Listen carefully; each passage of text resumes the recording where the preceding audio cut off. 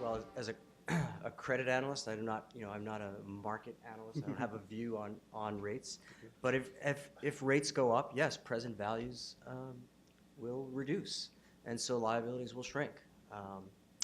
And so that's a good thing.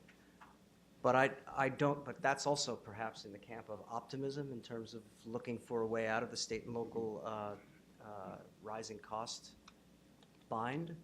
I think what governments need to do, or what governments are doing, the big wave of what's happening is putting more money in and putting it in sooner. And basically that means taxpayer dollars, more taxpayer dollars are going into pension funds to the detriment of other services, other government services. That's the crowd out effect of increased pension costs.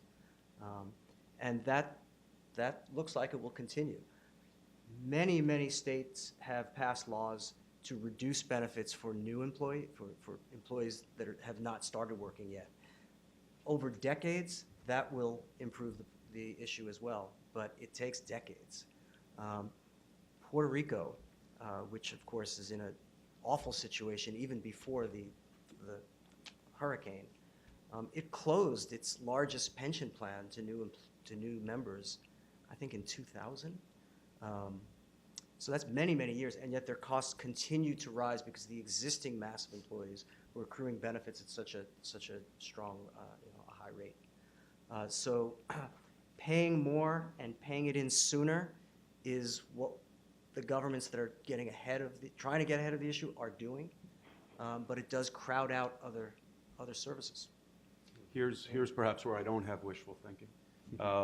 I don't believe that rising interest rates are going to solve our problem, right? So I think cyclically rates are moving higher, and that probably makes sense. Global growth is strong, and inflation expectations are rising in the United States, but there's some pretty big secular forces like the aging of the developed world and big pools of savings around the world, particularly in Asia, that probably keep rates lower for the long term, I would suspect.